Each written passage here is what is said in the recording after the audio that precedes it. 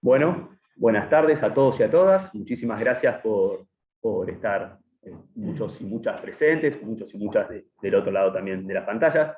Esta es una actividad que estamos organizando conjuntamente el Centro de Estudio de Ejecución Penal de la Universidad de Buenos Aires, junto con el USAM, el centro universitario que la Universidad Nacional de San Martín tiene en la Unidad Penal 48.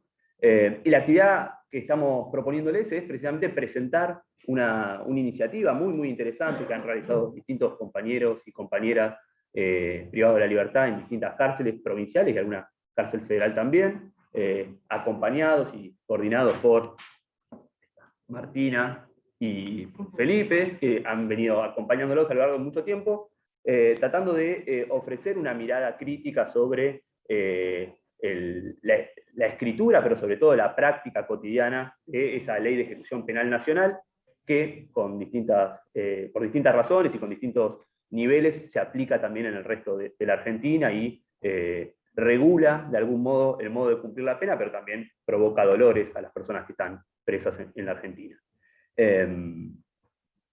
Mi nombre es Ramiro Guacho, soy el subdirector del Centro de Estudio de Ejecución Penal y nos interesaba poder invitar a los autores y a una de las autoras a presentar el libro, a que se lo comenten al resto de la comunidad académica de la cual ellos también pertenecen, y pertenecen en gran medida por estos desafíos que la academia que distintos actores de la academia han obligado a la academia a asumir, que es incluir la voz de las personas detenidas en la producción de conocimiento sobre cómo se vive la prisión en la Argentina, un actor que claramente no podía estar invisibilizado, pero que estuvo invisibilizado hasta hace relativamente poco.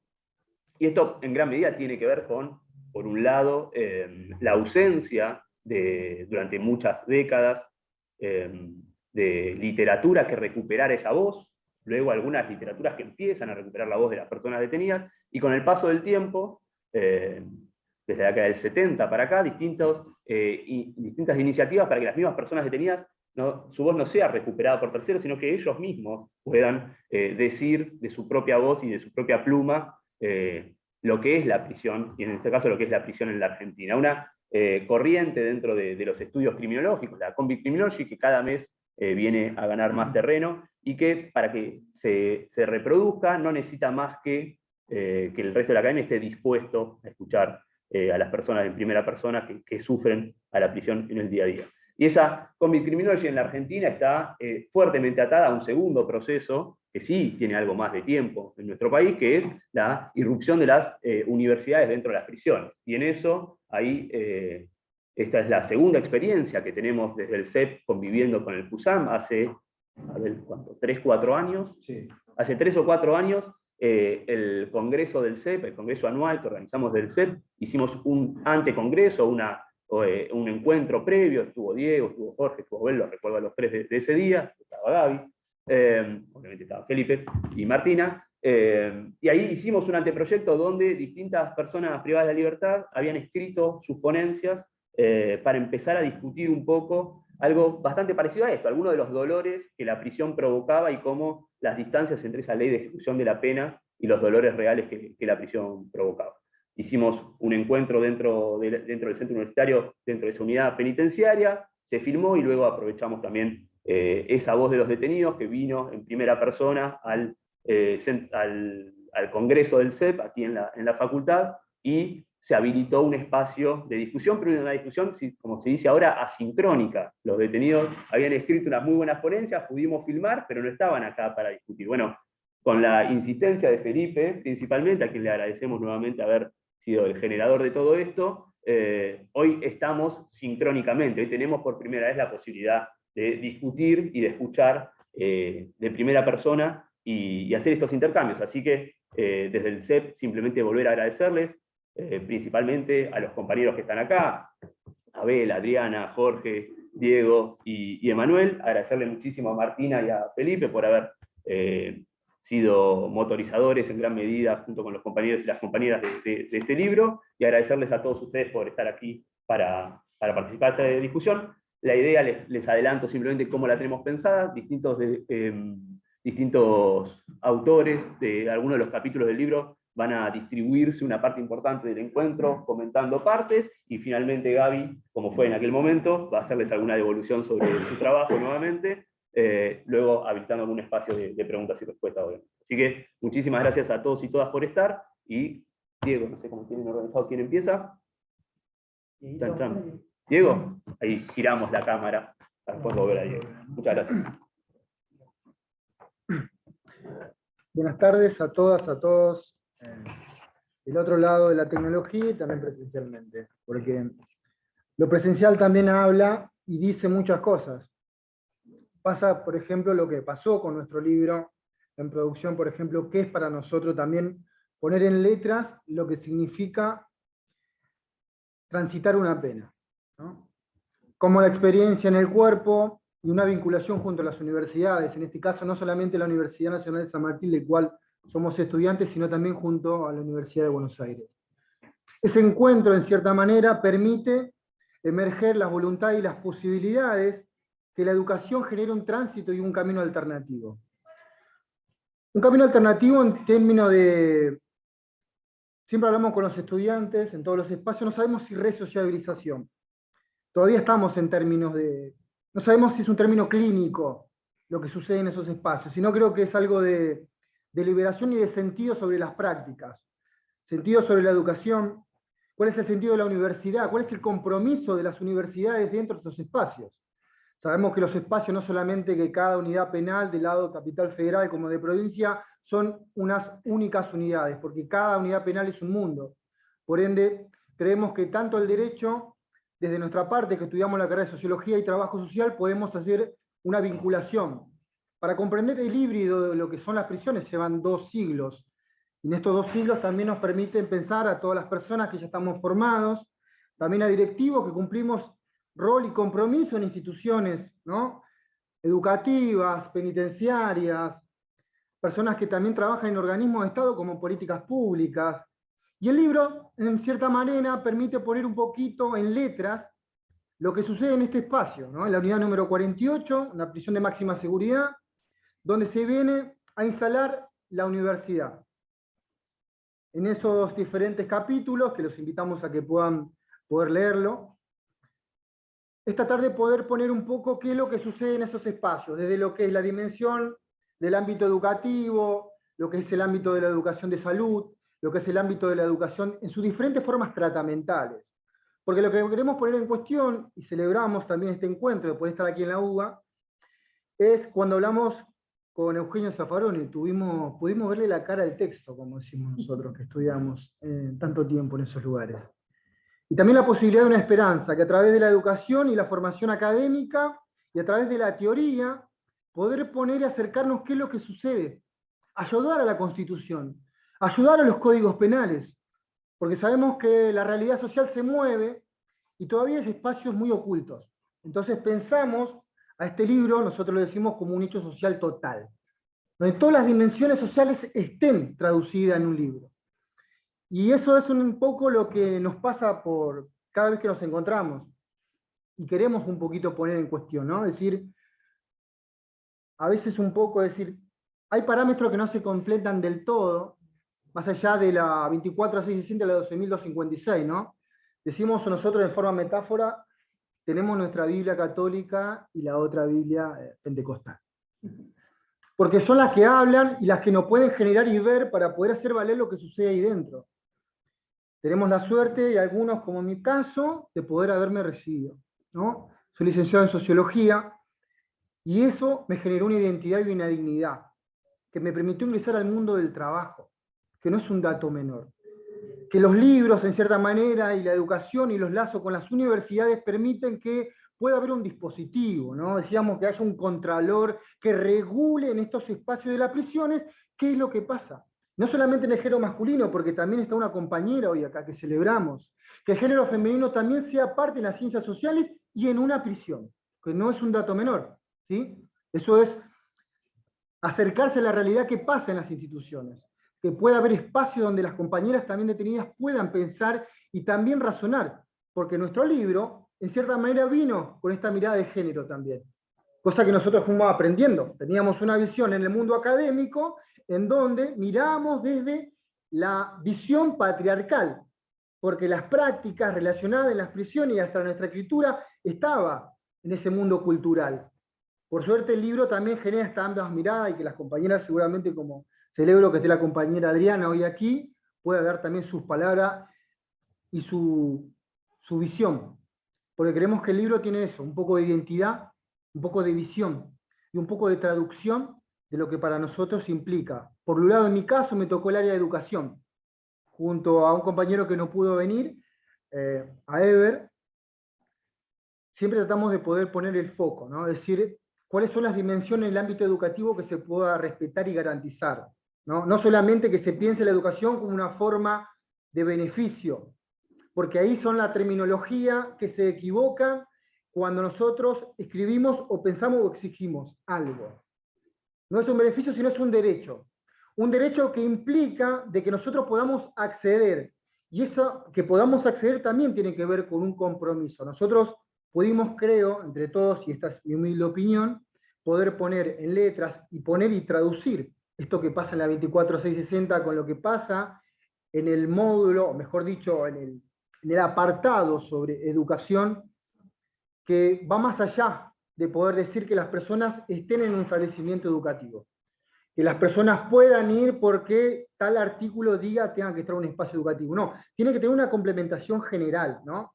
Nosotros estamos hablando de educación, y de educación tenemos que pensar educación primaria, educación secundaria, la libertad y también la elección de poder elegir una educación terciaria o la universidad, como tenemos la experiencia en el Cubo de Voto, como pasa en el CUSAM, y también como otras experiencias.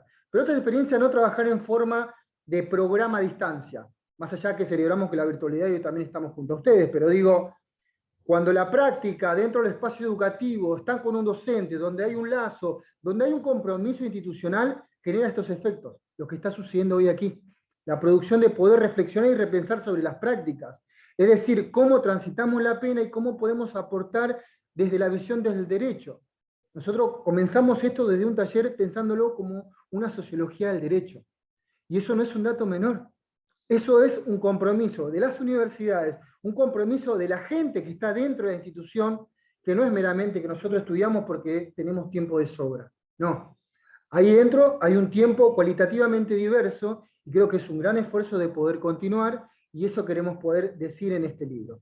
Que no solamente se garanticen los artículos, sino que solamente se pueda tomar el compromiso, y que las universidades con ambas instituciones se pueda articular dentro más de las 60 prisiones que tenemos en la provincia de Buenos Aires, y que el CUSAM, como el Cubo de Voto, sea una experiencia y que también articule con la educación secundaria y con la educación primaria. Eso genera todo un lazo, que la educación genera un dispositivo como una forma alternativa de transitar la prisión de otra forma. Y no es un dato menor. Si no, sucede que muchas veces tenemos espacios educativos y tenemos islas dentro de las mismas unidades, ¿no? Y eso tiene que estar encomunado. La educación es una comunicación, un vínculo y un lazo. En este caso, el libro se pone en palabras, nuestra experiencia, reflexionando ante esa, y poder decir, esto también sucede, porque muchas veces las letras del Código Penal muchas veces llegan muertas adentro de esos espacios. Y también se hace piel en algunas personas. Por eso nosotros queremos poner en cierta manera en relieve que las experiencias del cuerpo hay una forma alternativa, hay una forma de seguridad educativa también dentro de esos espacios. Por eso, ante todo, agradecerle, disculpen un poco mi excesiva pasión, pero es que también tiene que ver con la experiencia también de poder estar con mis compañeras y compañeros en este lugar, estar visitando una universidad nacional como es la UBA, y eso nos pone muy contentos a todas y todos, porque habla muy bien de todas las instituciones. Más allá de que hay algunas cuestiones que también son difíciles, también hay algunas cosas sumamente positivas, donde todas las instituciones se están articulando y están teniendo un sentido. Y eso también habla de un nuevo concepto de nación, porque no estamos en varias sociedades, sino sociedades encomunadas, donde un común permita generar un sujeto y un ciudadano. Por eso muchas gracias por dejarnos estar acá, y esta es mi humilde opinión como estudiante.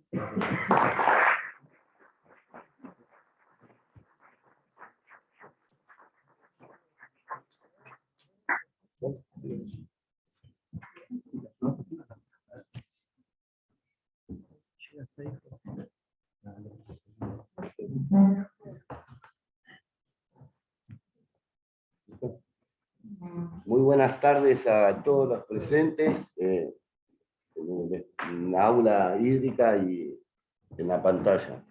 En principio quería darles las gracias a todos por permitirnos llegar a este espacio y poder intercambiar saberes que a la misma vez eso lo genera una formación en el camino. Quisiera saludar primero y agradecerle a la Universidad Nacional de San Martín, a la UBA y a todos los que hicieron posible este día, esta jornada. Me gustaría hablar un poco de la metodología que utilizamos en el momento de construir este libro. Esa metodología fue a través de 2 años y medio aproximadamente, reuniéndolos semana a semana, en donde empezamos a tener una lectura de cada artículo de la ley de ejecución, y la empezamos a analizar en grupo, a reflexionar colectivamente, y desde ahí a escribir individualmente qué creíamos que decía ese artículo, qué pasaba en la realidad, y qué podría llegar a cambiar, o qué podríamos llegar a aportar para generar una transformación favorable y viable.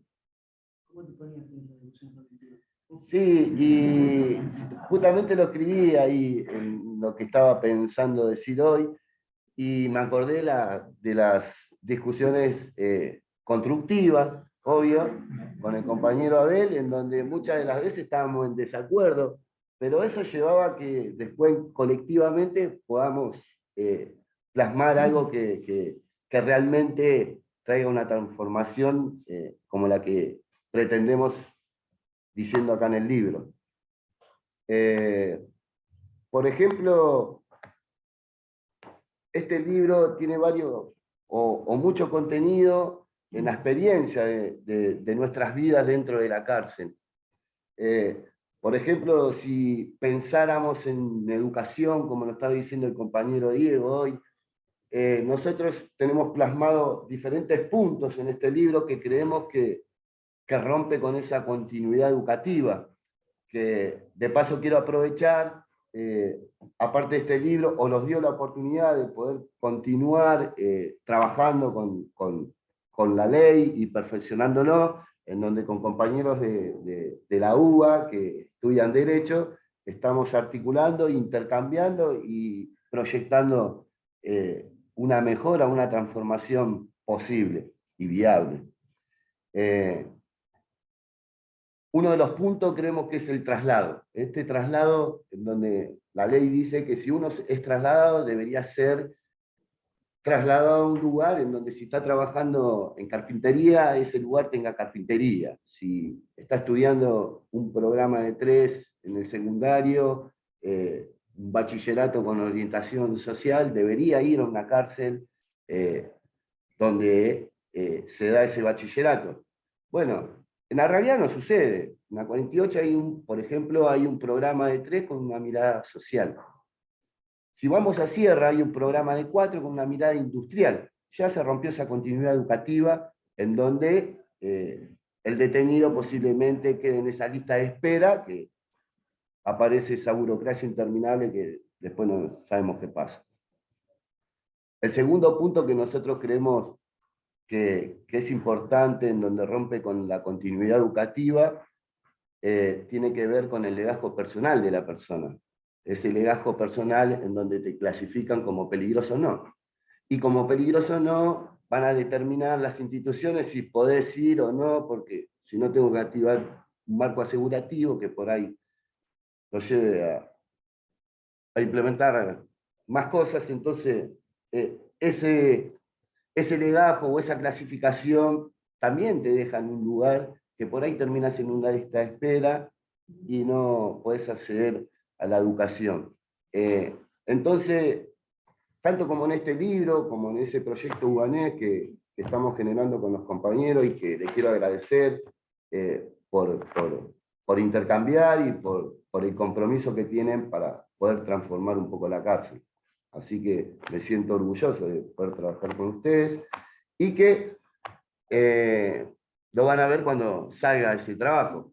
Pero en definitiva, acá, en términos generales, lo que decimos es que todo lo que está escrito ante la educación, ante trabajo, tanto como la Constitución Nacional, tanto como la Ley de Ejecución Nacional, mejor dicho, de Educación Nacional, que dicen muchas cosas lindas, que si sería así, andaría todo bárbaro, y no tendríamos que estar hablando de las falencias que aparecen institucionales. Decimos que todo eso lo que está escrito se convierte en papel mojado en este libro, porque lo que este deber ser en la realidad está muy alejado, y aparecen todos estos puntos que describimos o que dije recién, que compromete o complica la vida del detenido dentro de la cárcel. A veces me pongo a pensar si estamos viviendo en otra sociedad o si pretendemos que el detenido vaya a vivir a otra sociedad, porque entramos a la cárcel, pero si no tenemos algún tipo de formación, algún tipo de herramienta laboral, de entender el concepto de educación, no sé qué pretende la sociedad que sacamos a hacer de vuelta afuera. Entonces, nosotros realmente en este libro decimos que creemos que la cárcel tiene que estar abierta a la sociedad, a propuestas renovadoras, a propuestas concretas, con el concepto de trabajo, educación, que permita al sujeto transformarse realmente y pueda salir a la sociedad con un compromiso tanto con su familia como con la sociedad misma, porque si no, el sujeto vuelve a la misma cultura delictiva en donde se crió, en donde se acostumbró y tal vez no haya sabido salir. Así que nada, no quiero aburrirlos y darle muchas gracias por el momento y nada, esperar a ver qué preguntas hay.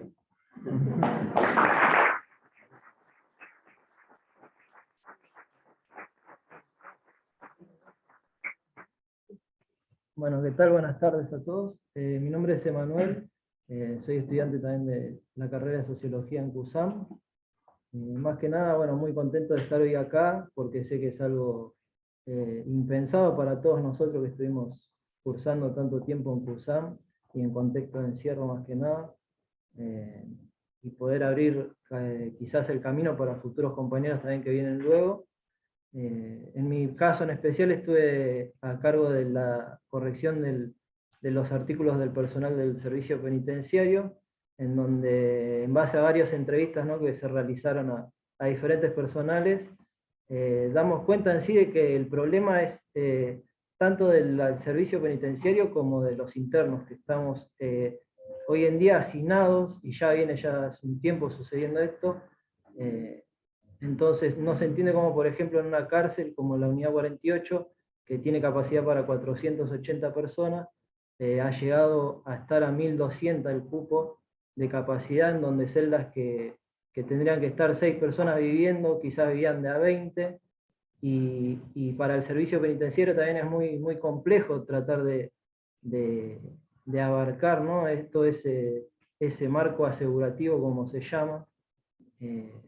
Y también realizar tareas de trabajo por ahí para poder insertar a los internos a tener un trabajo o al estudio. Entonces como que siempre se desborda por ese lado la capacidad, y uno entra en una lista de espera en la cual siempre a la hora de salir los informes institucionales, que son los que le sirven al juzgado para resolver nuestro proceso, vendría a ser tratamental o liberatorio, se vuelve como que nunca llega el informe correcto, porque siempre estamos en una lista de espera, la cual el juzgado entiende como que nosotros no queremos por ahí trabajar o hacer ciertas actividades.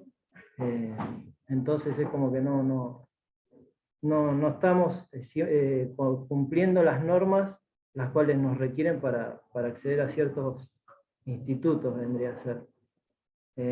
Sí está plasmado también en el libro que creemos que tienen que haber otros organismos, como ya sea las universidades públicas, Quizás en la unidad 48 también está Espartanos, o está la iglesia también en algunos pabellones, que subsanan un poco las falencias o la falta del SPV, pero creemos que necesitamos más organismos que intervengan en la cárcel. Siempre hablamos de los antropólogos de sillón en sociología, pero yo siempre digo que hay muchos abogados de sillón también que no recorren las cárceles, y a la hora de juzgar, como siempre decimos, juzgan un papel o no están pensando en una persona o en la trayectoria, ¿no?, que viene transitando esa persona. Bueno, me queda muy oscuro. Pero bueno, más que nada es eso. Creemos que tienen que haber más instituciones, queremos que los poderes judiciales recorran más las cárceles también, como debería ser en realidad, fiscales, jueces. Nosotros en el CUSAM autogestionamos un montón de talleres.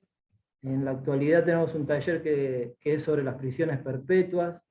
Arrancamos a mitad del año pasado con 20 compañeros con pedidos de prisión perpetua y prisiones perpetuas firmes también. Hoy en día varios, y yo diría que son 10 más o menos de los 20, están ya en la universidad, en el CPU y también en la diplomatura. Sí, 7 compañeros. Así que creemos que tiene que haber más organismos de externos, ¿no?, que intervengan en las cárceles para poder subsanar un poco todas las falencias que hay hoy en día en los sistemas penitenciarios. Así que nada, un poco es. Gracias por todo.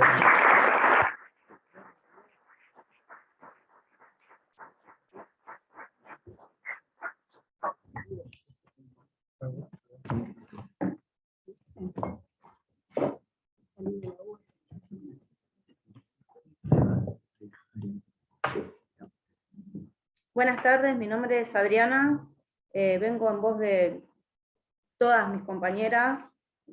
Soy la única que está acá hoy, pero hay un montón atrás mío, peleando siempre en la lucha lo mismo. Algunos puntos en el tema de madres, con sus hijos, que tendrían que priorizar el arresto. Si siguen ahí, se los arrancan a los 4 años, y es un golpe psicológico para los chicos, más a esa edad, sufren mucho, y no está bueno, no tienen una buena alimentación. Los llevan a un lugar que es un jardín, que nadie sabe quién los cuida, es una cosa de locos. Y después el tema de salud, que puedo hablar en tercera persona, en segunda persona y en primera persona, porque estamos pasando, la salud es malísima. El tema de salud, tengo compañeras que han fallecido por los malos tratos. Después el tema del trabajo, son instituciones patriarcales, no están pensadas para las mujeres, nunca estuvo pensado. Entonces son todos los trabajos para los hombres. Estudiar todo priorizan a los hombres, y las mujeres nos quedamos siempre a un costado, en lista de espera. Solo trabajo, podemos limpiar, que es lo que ellos nos dicen, que solo limpieza, y está carpintería, trabajan los hombres, herrería los hombres, todo para los hombres. Y nosotras no tenemos lugar y acceso a ninguno de esos lugares. El peculio tampoco no existe. La educación, no todas tienen la misma oportunidad que algunas.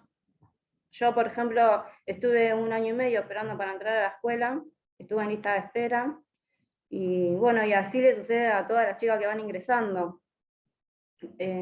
Son muchos más los hombres en todos los lugares que nosotras las mujeres. Así que nada, yo quiero contarles un poco el dolor de cada una de nosotras, de los tratos, de los maltratos, de también cuando nos trasladan, también son hombres, dicen que tienen que ser solo mujeres, pero no, son hombres. Los hombres golpean también, hace mucho que no pasó algo de eso, pero he visto cómo golpeaban a mis compañeras, cómo las desfiguraban, y he visto muchas cosas horribles, y nada, agradecida por este momento, perdón a todos, y nada, le dejo la voz a mi compañero. Gracias.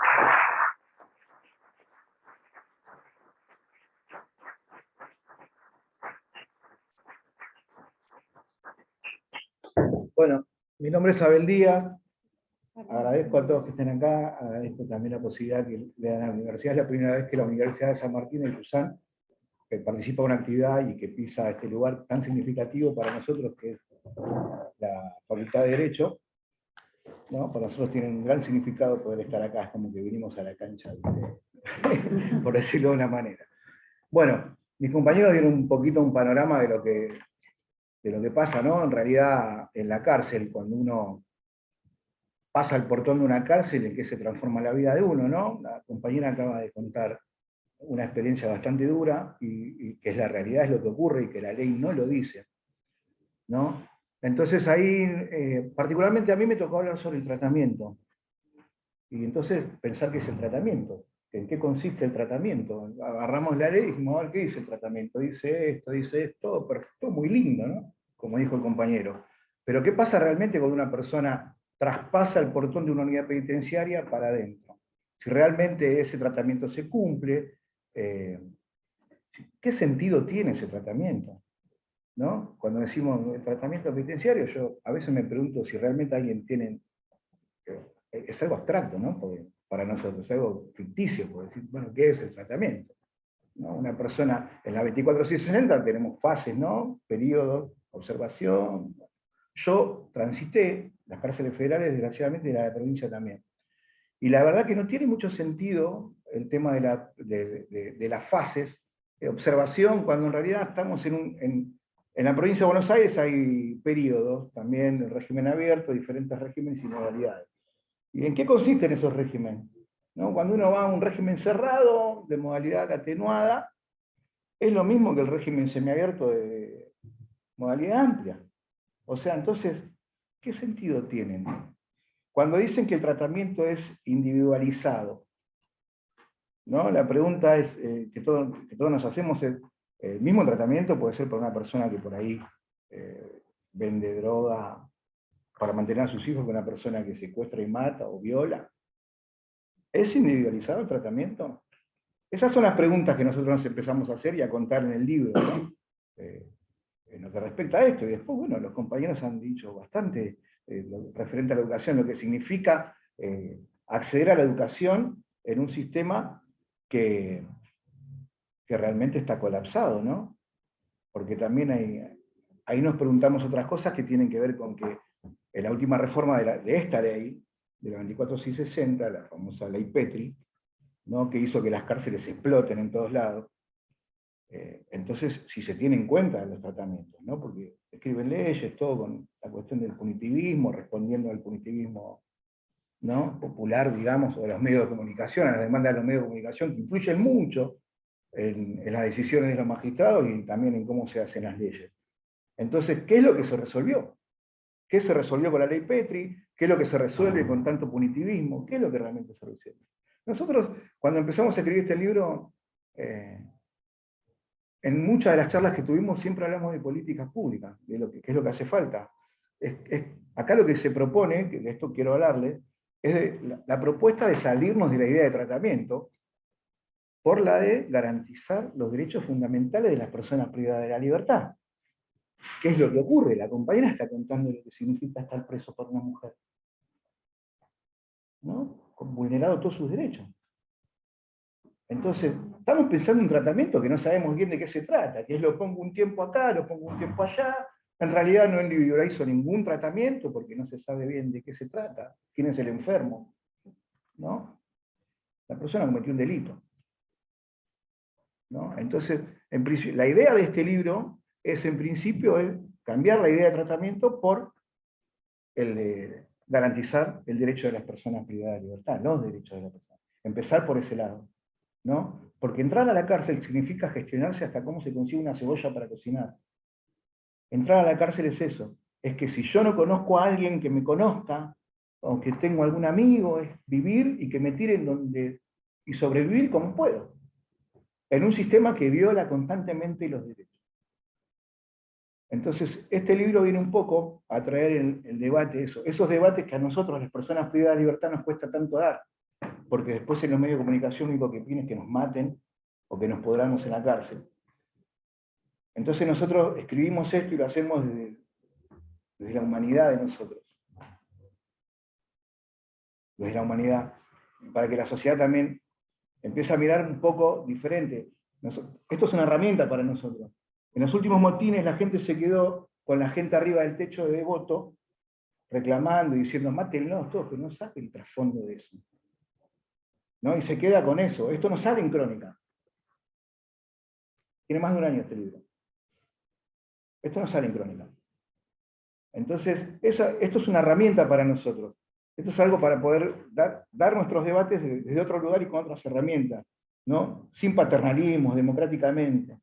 Porque también dentro, y en esto quiero hacer hincapié, de la decisión política de la Universidad Nacional de San Martín, de poder dejar que nosotros nos desarrollemos y el programa CUSAN se desarrolle de la manera que se está desarrollando, la oportunidad que tenemos de estar acá, que nos sentimos muy orgullosos, de poder venir a hablar de esto, porque acá se está hablando de políticas públicas, que es lo que tiene que haber.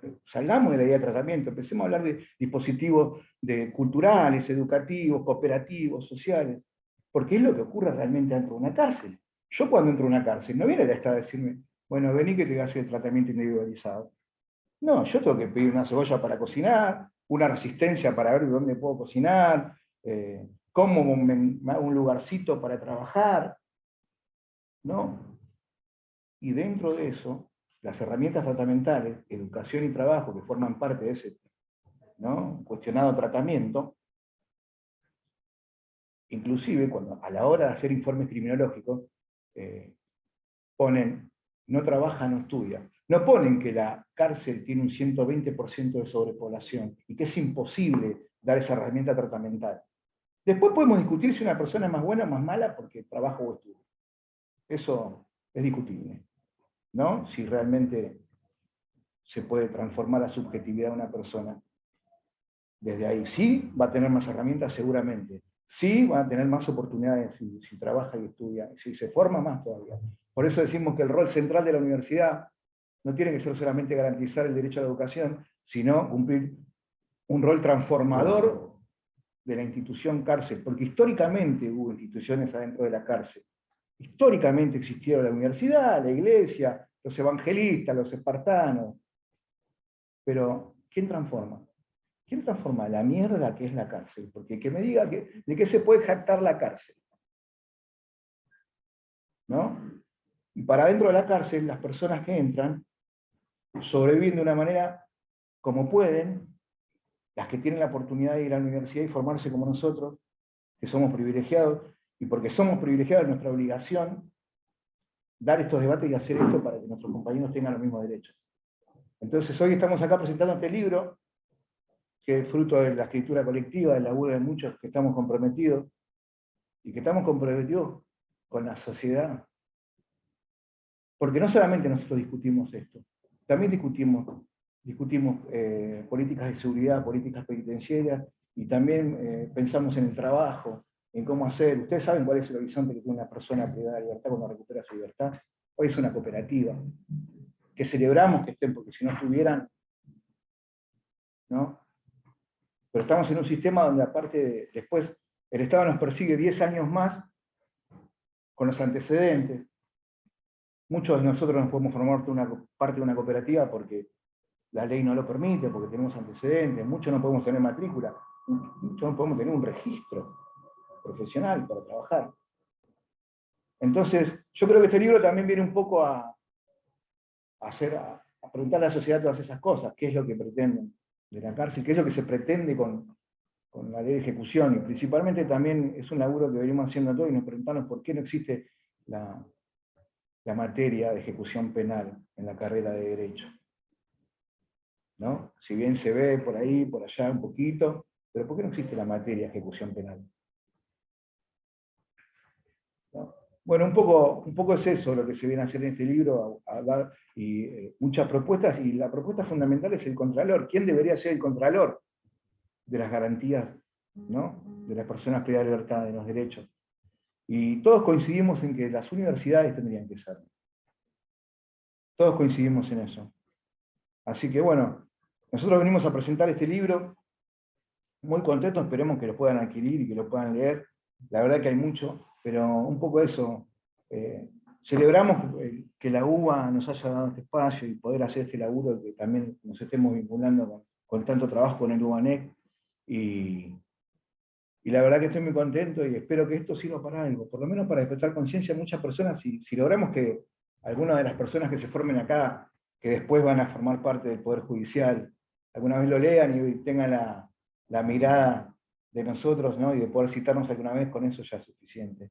La verdad que ya empezamos a transformar algo. Así que muchas gracias a todos y estamos muy contentos.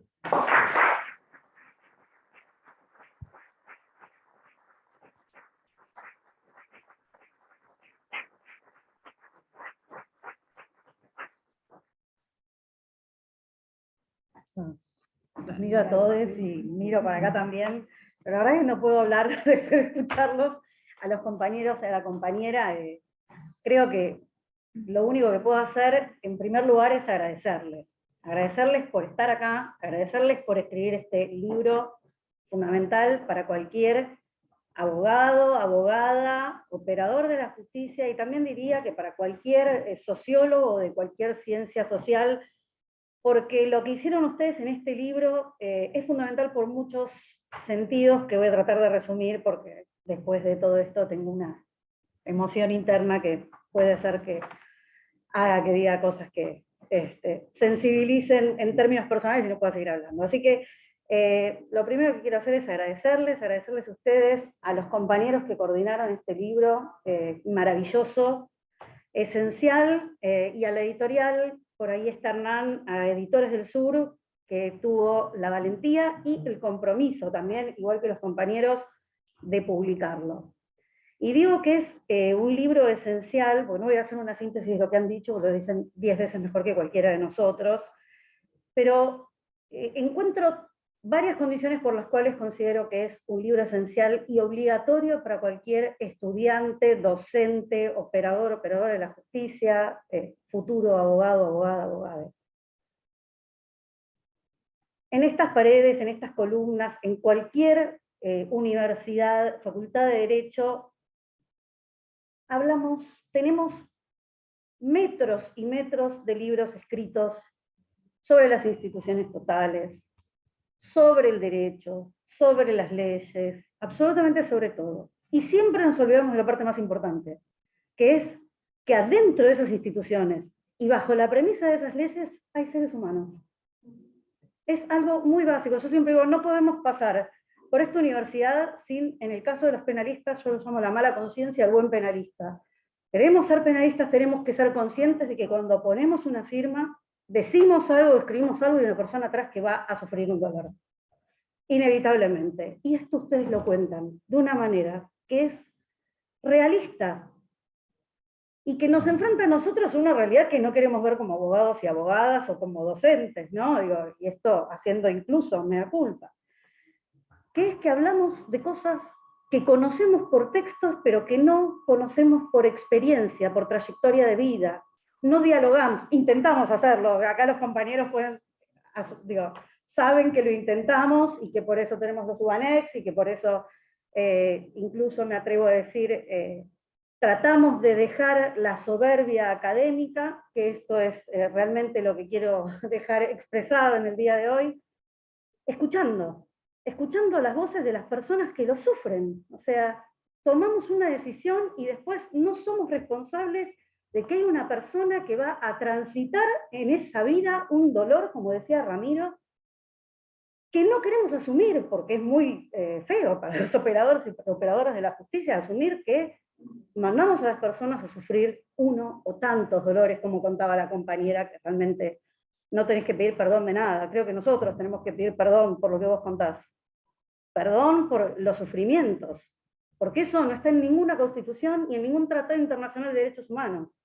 Tal vez las leyes a veces son sordas, incluso a veces tienen buena voluntad, porque tampoco es que hay una, no sé, una conspiración perversa del orden del mundo de los abogados, del orden legislativo, jurisdiccional, judicial, yo también soy judicial, para que eso suceda, ¿no? Pero el solo hecho de no asumir, de no sensibilizarnos como seres humanos, de que lo que tomamos como decisión tiene atrás una persona que lo está sufriendo, nos obliga a pedir perdón. Nos obliga a pedir perdón porque somos parte de esa estructura, aunque reneguemos de ella.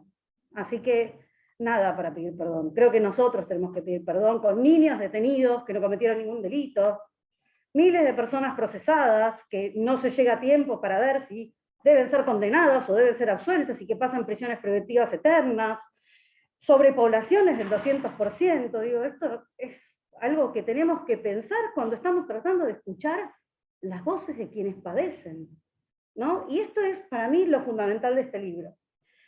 Pero también creo que hay otra cosa que es fundamental, que es que también son muy importantes para la academia, no solo porque nos cuentan las palabras en primera persona, la voz de los sin voz, que deberían tener mucho más lugar en el mundo académico, sino que también se convierten, aunque son sociólogos y abogados y estudiantes, etcétera, todos quienes relatan en criminólogos que nosotros llamamos criminólogos ocultos, que tienen que enseñarnos también a la academia, a poder escuchar que todo ese análisis, toda esa importante producción, porque es importante también científica que se elabora acá, tiene un contenido que es humano y que nos enseñan a partir de la experiencia de quienes padecen en sus trayectorias de vida. Así que esto, tal vez, Diego, a vos te agradezco más que al resto, porque hemos charlado mucho, pero también hemos charlado con los compañeros y la compañera, así que creo que lo primero que tengo que decir es gracias. Gracias por mí y por todos los que estamos en esta universidad y en todas las otras universidades por enseñarnos. Y gracias porque nos obligan a ser humildes y a volver a pensar y a volver a estudiar lo estudiado, a desandar un camino que aprendimos así. O sea, esto es muy importante. Dicho todo esto, lo otro que quiero resaltar es que me parece que este libro, además, en esta construcción de la que relataban ustedes, en esta construcción colectiva, en esta reflexión colectiva que también hicieron, porque es dialógica, no es vino Diego y contó su experiencia, vino Abel, que también, por supuesto, pero es una especie de diálogo colectivo. No hablan solo entre ustedes, hablan con nosotros, ¿no? Esto es importante también, porque al generar un diálogo horizontal, digo, desaprendiendo también esa verticalidad en la que estamos acostumbrados a dirigirnos, o en esa especie de subordinación, produjeron algo que es maravilloso y que para mí solo puede ser interpretado a partir de un movimiento de resistencia y de liberación. Hace muchos años, cuando yo era estudiante y también iba a las prisiones, iba al CUSAM, nosotros decíamos que cuando la facultad entraba a la cárcel, en realidad ganaba un poquito de libertad a ese espacio de opresión. Bueno, yo creo que ustedes están ampliando el espacio de libertad de manera colectiva y como una resistencia a esa opresión que sufren, que padecen desde las paredes hasta, bueno, de todas estas cosas que dice la ley que parece que no tiene mucho que ver, yo diría, no con la realidad, que es así, no tiene mucho que ver con la realidad, pero sobre todo no tiene mucho que ver con los derechos humanos, ¿no? Y esto me parece que es la clave en la que Abel sintetizó el problema del tratamiento. ¿Qué tiene que ver el tratamiento con garantizar derechos fundamentales? No lo sé. Pero si de algo sirve la educación, el trabajo, estos dispositivos de los que hablan tan bien en este comentario a la ley, que vuelvo a decir, la veo como revolucionaria, si me permiten, creo que tiene que ver con volver a pensar en términos de trato digno, de dignidad, ¿no? Y eso me parece que es lo que también, ¿no? Los empodera para poder salir de esas etiquetas que en muchos casos los hicieron entrar y establecer una conexión colectiva que permita salir mentalmente y ojalá que físicamente de la prisión. Así que yo lo único que puedo hacer es invitarlos a la lectura, invitarlos a comprar el libro. Aquí afuera, para quienes están presentes, está el stand de Editores del Sur, lo pueden comprar, seguramente hoy con un descuento, y también tienen la página www.editoresdelsur.com. Y no es un tema económico, vuelvo sobre esto, es un tema fundamental para cambiar todas nuestras cabezas y entender de verdad de qué hablamos cuando pensamos la prisión. Así que gracias a ustedes y gracias a los compañeros por la invitación.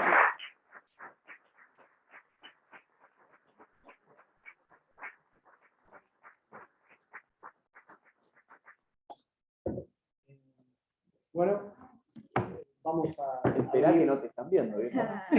Bueno, ¿qué tal? Ahora te están viendo, ¿ves? Sí, ahí te están viendo. La Matrix. Ahí va. Bueno, vamos a abrir el espacio para todas las preguntas que quieran hacer. De paso aprovecho para agradecer a todas las personas que están acá, que hay de magistrado, profesores, estudiantes, que sé que todos los que vinieron tienen un compromiso con la temática y eso es lo importante, ¿no? Que estén acá para acompañar todo esto, acompañarnos todos juntos. Muchísimas gracias, ¿verdad? A todos por venir.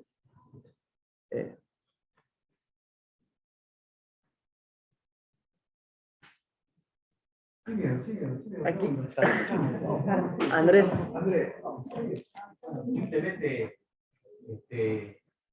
no pude escucharlos y por mi tema laboral he seguido en la unidad 48, en el CUSAM, pero decirles que estoy particularmente orgulloso, soy profesor.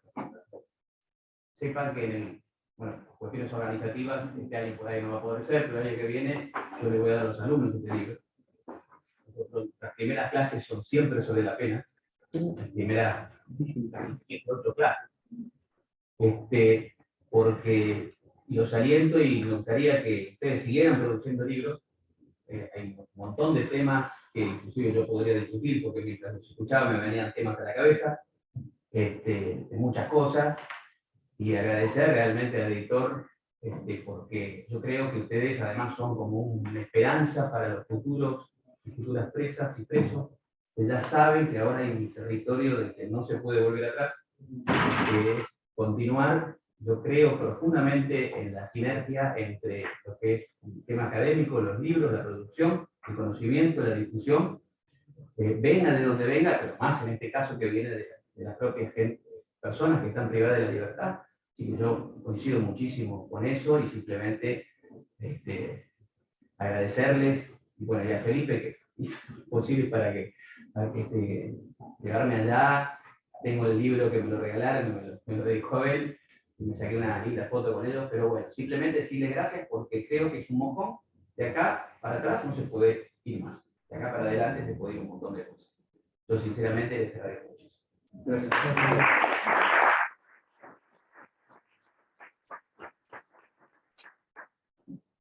A mí me gustaría hacer una pregunta, un comentario respecto a que en la universidad yo estoy egresada de la Casa de Estudios, empecé en el 2018, soy abogada penalista, actualmente estoy trabajando en el Ministerio de Seguridad de la Nación, y la única materia que tuve sobre ejecución penal fue la materia dictada por el profesor Sergio Delgado, que siempre hablo de él en todos lados, lo admiro un montón, de verdad.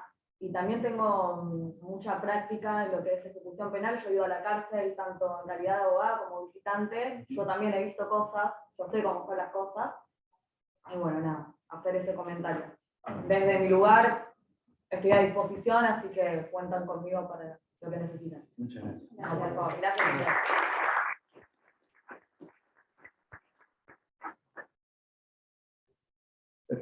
Sergio. ¿No va a discutir con nadie? Por ahora no. Ahí viene pregunta, felicitarlos por el trabajo y preguntarles por qué en una cárcel provincial decidieron trabajar sobre la ley federal y no sobre la ley provincial. Porque creíamos que era la madre. Creemos que la ley nacional es como que de ahí para abajo. Igual estamos trabajando en la provincial. Están trabajando también en la Estamos ley. trabajando. No lo queríamos decir. Yo quería sumar algo porque Y además, en ese comienzo también nos referenciamos históricamente a quién había sido Petinato. ¿Sí? Y eso para mí fue muy importante para nosotros. No solamente pensar el cuerpo, sino de afuera cómo se ve el cuerpo. Y ese proceso histórico muchas veces hemos tenido algunas idas y vueltas con Abel, en este caso de poder pensar la provincia y el ámbito provincial. Pero de cierta manera parecía una linda maqueta el ámbito federal. Y eso también ordena el pensamiento. Porque también el caos del cuerpo, como sentís la provincia atravesada en toda tu entraña, la objetividad de poder pensarla con otros compañeros, yo no transité estar preso en el ámbito federal, pero me leí todo, conviví con personas de ese lugar, y en cierta manera nos permitió empezar a elaborar eso, decir, bueno, este es un modelo en el cual nosotros tenemos que refiar, bueno, ¿cómo es lo contrario de lo que pasa dentro de nuestro cuerpo? Eso siempre hablábamos con él, y eso era algo muy importante. Y también la réplica que había un sujeto que ya había trabajado hace 35 años que nosotros, cuando empezaron a generar un centro universitario, cuando había presos políticos en un ámbito, una cárcel de ámbito federal. Nosotros decíamos, ¿nosotros qué somos? ¿Presos sociales, presos comunes? ¿Qué tipo de presos somos? Porque nos estábamos organizando y había un sentido de sociedad, queríamos ser parte de. Pero hago este relato para también, Sergio, decir cómo también se fue elaborando entre idas y vueltas, porque no también fue una decisión de llegar ahí a 24.660, pero también fue, en alguna manera, metodológicamente, en alguna manera también como no es fácil salir del cuerpo. Es muy difícil también salir del cuerpo. Yo tuve 2 décadas detenido. Entonces 20 años dentro de tu cuerpo, no es fácil poder salir de él. Más allá de que las ciencias, en cierta manera, y cualquier persona, y un profesional, abogado, sociólogo, antropólogo, cualquier disciplina nos genera en teoría abstracta de poder salir de ahí, pero tener la presión adentro de tu cuerpo no es tarea fácil. Por eso me parecía muy interesante remarcar esto, porque para mí me dejó una huella muy importante saber quién fue Petinato y cómo se gobernaban las prisiones. Y qué sentido tenía pensar desde otra mirada la prisión. Perdón, pero quería acotar eso porque no quería olvidarme de eso. no, iba por donde iba vos.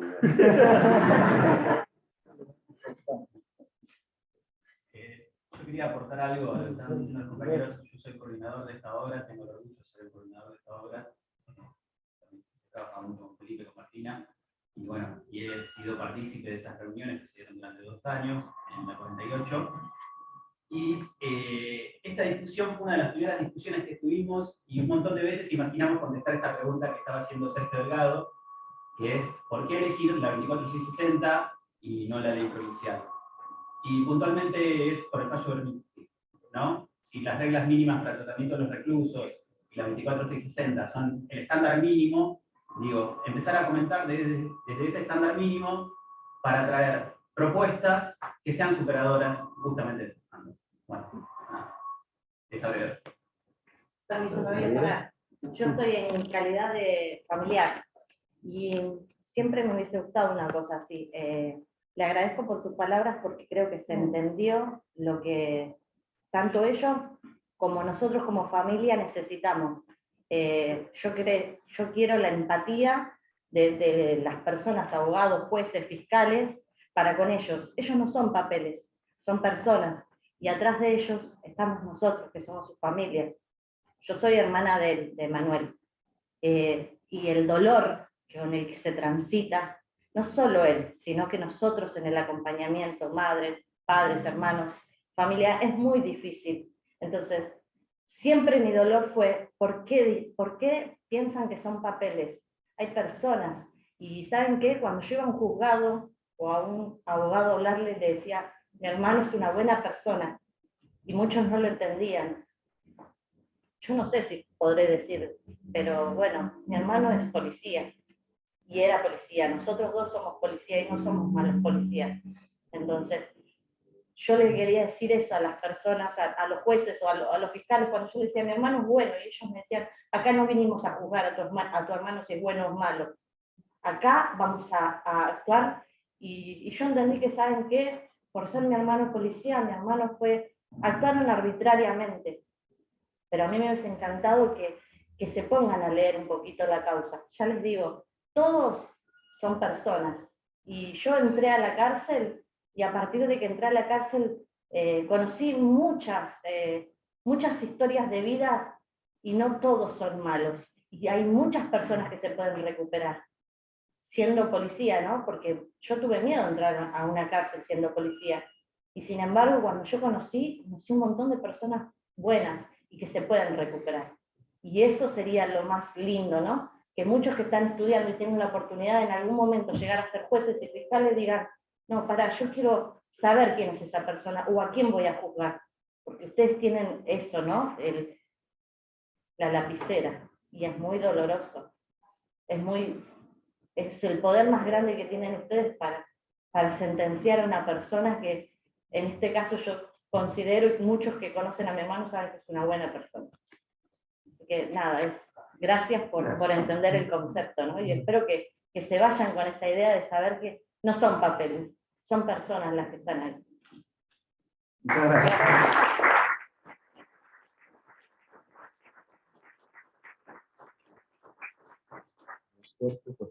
Bueno, esto me parece muy importante lo que está pasando acá, la verdad. Yo soy estudiante y egresado de esta facultad. Fui alumno del profesor Jacques, de Ramiro, Bernarda, los que están acá. Y puedo decir que me enorgullece que siento que no solo me formé en esta facultad, sino también gracias a Ramiro y Bernarda también me formé en el CUT, como un espacio de conocimiento, de generación de saber, a través de un diálogo, ¿no? Que surge entre la academia y el saber popular. En ese sentido, hay un trabajo que tiene similitudes con el libro que estamos presentando, estamos disfrutando acá, que se produjo en el CUD, en el Centro Universitario de Devoto, en mediados de los años 90. Un libro que no es muy conocido porque es una reliquia de la Universidad de la Facultad de Psicología, cuando Zaffaroni dio criminología en psicología. Este libro se llama El malestar en el sistema carcelario, ¿no? Producto de un diálogo también interdisciplinario entre abogados, médicos, psicólogos, periodistas, y hay una categoría que surge de este libro que me parece interesante para traerla acá y para preguntarles qué les pasa a ustedes, los estudiantes que usamos con esto, que dice, ¿no? La categoría del preso estudiante. Dice, surge una categoría nueva. Somos presos, pero también somos presos estudiantes. Y es una categoría inadmisible para el saber penitenciario.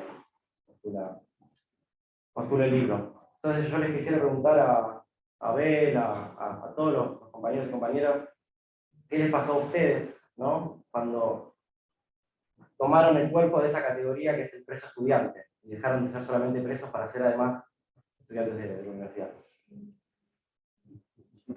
Me parece muy interesante tu pregunta, porque yo trabajé en mi tesis, yo hice una tesis sobre el CUSAM. ¿Cuál era el sentido de estudiar en una cárcel? No educación en contexto de encerro, no en la cárcel. Con todo lo simbólico que tiene la enunciación. Porque a veces pecamos de ingenuos cuando construimos una categoría. Y me parece importante poder pensar esto porque siempre pensamos que la transformación se hace un día para la noche, ¿no? Y la transformación es un proceso. Y en ese proceso nosotros también nos preguntábamos, y esto lo digo en términos, primero, el rol propio. Cuando yo estaba elaborando la tesis, yo lo compartía con mis compañeros porque la tesis quería dejar algo en el CUSAM más allá de que mi cuerpo se vaya en libertad. Y queríamos con el conocimiento brindar algo a la comunidad, dejar algo para nuestra sociedad. Y había leído un libro que me compartió Felipe, muy interesante, que hablaba de la sociedad carcelaria, que había escribido un abogado y un sociólogo, hace muchos años. Y me interesó mucho eso, porque me permitía reflexionar en esto de decir, yo me sentía, por ejemplo, lo voy a decir en términos personales para poder generar una forma de escena. Una persona que termina siendo detenido, de ser preso, porque una cosa es ser detenido, que se puedan, una persona privada de libertad que implica una garantía de derechos, y otra cosa cuando eso es una sistematización vulnerada, es avasallada. Y en ese sentido, preso y pasar a estudiante es un proceso y lleva mucho tiempo. Y en ese proceso de tiempo también cuesta darte cuenta. Me pasó a mí en mi paso casi en el 4º año de la carrera, cuando tuve que hacer y salir del rol y que a la misma vez había un malestar, me sentía extraño, había una extrañeza. Y esa extrañeza tenía que hacer una alteración del dispositivo de control que ya estaba en mi mente. Porque todos los días se cierra y se abre la puerta en el mismo horario.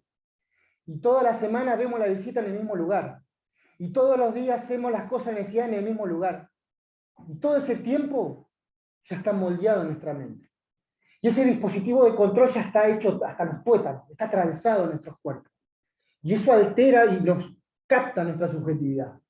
Lo que nosotros hacíamos en ese proceso, esa transformación, es transformar y darnos cuenta. En mi caso, si tiene un extrañamiento, me sentía raro. ¿Qué me está pasando? Decía. Nos estábamos dando cuenta que nos desplazábamos de las prácticas y había otra identidad que se estaba instalando. Era la identidad universitaria, pero una identidad colectiva. Porque no sé si me hubiera pasado lo mismo si yo estudiara en un programa solo dentro de una celda. Lo dudo que suceda. Entonces esa identidad generó una transformación en la cual nosotros vimos que esa categoría se fue generando en un proceso colectivo en el CUSAM, y esta categoría de preso a estudiante también nos repreguntamos, ¿por qué todavía nos quedamos cortos? Porque me pregunto, ¿cuántas identidades pueden entrar en un cuerpo? ¿No? Esa es mi primera pregunta que me hago hoy. ¿Cuántas identidades? ¿No puede haber una heteroidentidad? Hablaba de heteroutopía, hablaba. De todas esas dimensiones que pasan dentro de una misma prisión. ¿Cuántas individualidades atraviesan en un sujeto? Yo a veces veía como 3. Era investigador, era preso y estudiante. 3 identidades en un mismo cuerpo. Muy raro. Las emociones eran un cóctel que movían a todo. Y encima, yo en mi caso, me construí como un sujeto político. Porque amo mi sociedad. Porque deseo algo mejor para mi sociedad. Y eso fue el tránsito de la formación educativa. Por eso quiero acercarme un poquito a esto que hizo la pregunta usted, de decir qué nos pasa a nosotros dentro. ¿Qué nos pasa? Y me parece que el libro, en cierta manera, está un poco desarrollado de eso, ¿no? De esta categoría que nos preguntan, por ejemplo, es por ejemplo acá, y nos vemos reflejados en el proceso histórico del juego. Y esto se sigue alimentando con esa pregunta que usted dice, que todos podemos estar acá, es algo que no se va a terminar. Va a haber una continuidad constante, y hay un sujeto. Ese sujeto creo que se construyen de todas estas voluntades institucionales y también reflexionadas constantemente, porque cuando nosotros nos agotemos no va a poder emerger, porque la compañera va a visitar la prisión, va a visitar la cultura, pero se va modificando constantemente, en todo momento. Nunca es estática, se va modificando. Yo estuve 2 décadas y se mutó constantemente. Los roles, la prisión, la cultura, la forma, no para, es algo constante.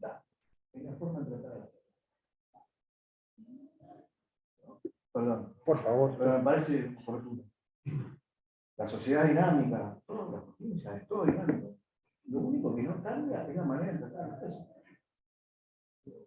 Es ahí donde tenemos que poner el acento, ¿no? Para adentro de la institución. Porque hoy estudiamos.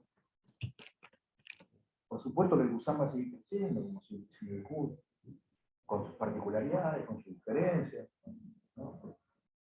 Todos saben que nosotros formamos parte de un proyecto donde se estudia con personal penitenciario, y ahí eso yo quiero hacer hincapié. ¿Por qué hoy mencioné de la humanidad? Cuando Emanuel comentó que en nuestro espacio funciona un taller de prisiones perpetuas, ¿no? Y en ese taller se juntan un montón de causas. Entonces, en esas causas a veces nos encontramos con personas que han cometido delitos realmente, que no sé si alguno se animaría a sentarse en una mesa a ver qué pasa. Nadie toma la posta esa dentro de la sociedad. La sociedad, ¿qué espera de nosotros? Que al violín lo estudiemos, ¿no? ¿Qué espera de nosotros? Ustedes bien con el bebé, ustedes comen con un ratio, ustedes se sientan con un vigilante a cuidar.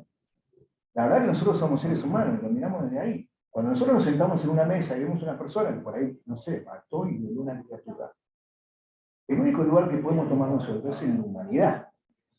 Nosotros no estamos ahí para ser verdugo de... La sociedad sí espera, traslada esas funciones a nosotros, ¿no? Porque cree que nosotros no somos eso, ¿no? Somos la escoria de... ¿no? Hay mucha un gran porcentaje de la sociedad que piensa así, que tiene esa creencia. Más cuando los medios de comunicación y las caricaturas que hacen de la cárcel, ¿no? Tienen un efecto terrible. Y que los medios también aportan mucho a eso, ¿no? Pero nosotros miramos eso de la humanidad. Yo particularmente en mi proceso educativo lo viví de ahí. Yo creo que hoy, y lo digo siempre, yo si no hubiera existido el espacio que me contiene como Cusán, no sé si estaría hablando con ustedes hoy. Cuando me detuvieron, yo me deprimí muchísimo, muchísimo. Y si no hubiera existido el Cusán y mis compañeros y todo lo que transité ahí en este último tiempo, no sé si estaría hablando con ustedes. Y bueno, para mí es una forma de vivir. Para mí Cusán es eso. Nosotros además de, porque tampoco vamos a ser hipócritas, ¿no? Los que se acercan a Cusán, muchos de los compañeros que se acercan buscando el estímulo, ¿no? Buscando el papelito para el estímulo, y eso es el gancho para que los compañeros vengan, ¿no?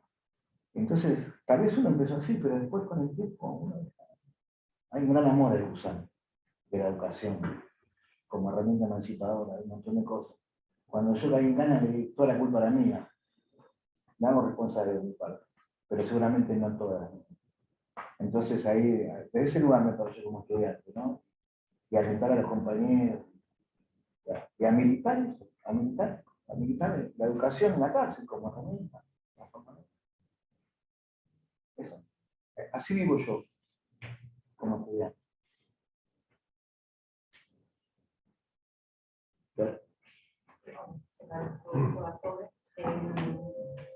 Pensaba un poco en el objeto de trabajo tan interesante que aún no tuve la posibilidad de leer, pero lo voy a hacer.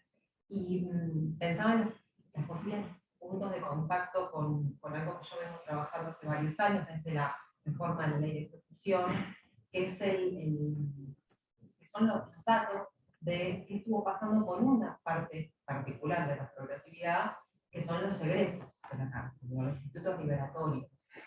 Yo por mi trabajo en la Procuración Penitenciaria de la Nación tuve la posibilidad de empezar a pedir los datos a los 30 y pico de cárceles federales de los egresos periódicamente, semestralmente, con una periodicidad mensual, y preguntar por qué motivos las personas egresaban, porque lo que me interesaba es que justo lo empecé al mismo mes que se modificó la 24660, pensando, claro, en poder ver resultados en un mediano o largo plazo. Recién este año, después de 5 años de estar recopilando información de todas las unidades federales, de fuente oficial, claro, empezamos a ver cuáles fueron los resultados concretos de la aplicación de la reforma y de la reducción o eliminación concreta de la progresividad, más allá de que testimonialmente la modificación ha mantenido el ideal resocializador, el ideal progresivo de la pena. Entonces, mi intención es algo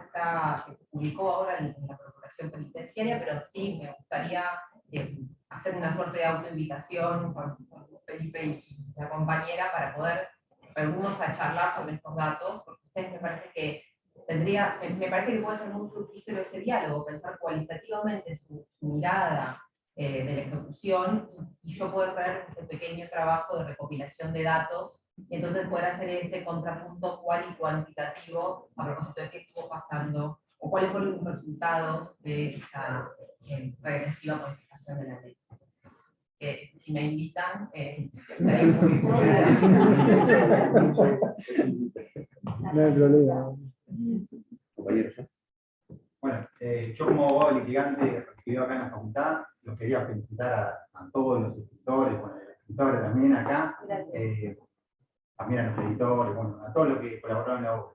Ahí hay realidad, hechos concretos, porque los venía escuchando hablar y demás, y la norma sin realidad termina siendo una ficción. Lo dijeron, papel mojado, letra muerta, le podemos decir cualquier cosa. No sirve absolutamente para nada. Eso por un lado, realmente lo felicito porque es un gran trabajo y es necesario. Después, como reflexión, preguntas tengo miles, voy a hacer una para tratar de hacerlo más chiquito. Pero como reflexión, obviamente me parece que esto interpela tanto al poder, a todos los poderes del Estado, poder ejecutivo, en control de las cárceles, el legislativo con sanciones de leyes como la 27375 que estaban hablando, que rompen la productividad, y después obviamente al Poder Judicial, que es el encargado, en principio sería el encargado, que agarramos el artículo 3, sería el encargado de garantizar, de controlar y garantizar. Entonces, también como había dicho a la señora del fondo, tener cuidado en el tratamiento de los planteos que se hacen. Darle el cuidado necesario, ver, sabiendo que en las cárceles no se cumple la ley por cualquier sitio interinstitucional, daría esto, la superpoblación, la imposibilidad de acceder a la educación. Entonces, sabiendo eso, que cualquier informe que venga no tiene ningún correlato de realidad y no se le puede imputar tampoco al interno, es imposible. Con eso, tener en cuenta, obviamente, al momento de resolver un planteo. Yo les digo que en el ámbito nacional y federal, ustedes, por suerte, en algún punto, en el ámbito bonaerense, tienen un sistema un poco más oral, que también hace un poco más fácil el litigio. En un litigio escrito, viene un informe, no al lugar, como dice Chau, y así, y el que sigue. Y atrás hay personas, como dijo la señora. Y es muy importante eso. Bueno, eso lo quería plantear, como pregunta tenía un montón. Creo que la voy a sintetizar en una para hacerla a cualquiera que quiera responder, o a todos. ¿Qué tanto vieron de su experiencia reflejado los derechos o la garantía planteadas en la ley? ¿Y qué tanto vieron que, no, esto, de 1 a 10, no, esto no pasa, no lo tenemos?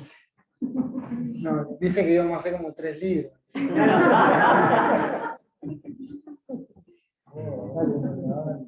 No, en realidad, justamente, en todas esas reflexiones colectivas que llevamos adelante, en ver qué decía cada artículo, en ver qué sucedía en realidad, y la propuesta en concreto de nosotros, y ya creo que lo dice el libro, que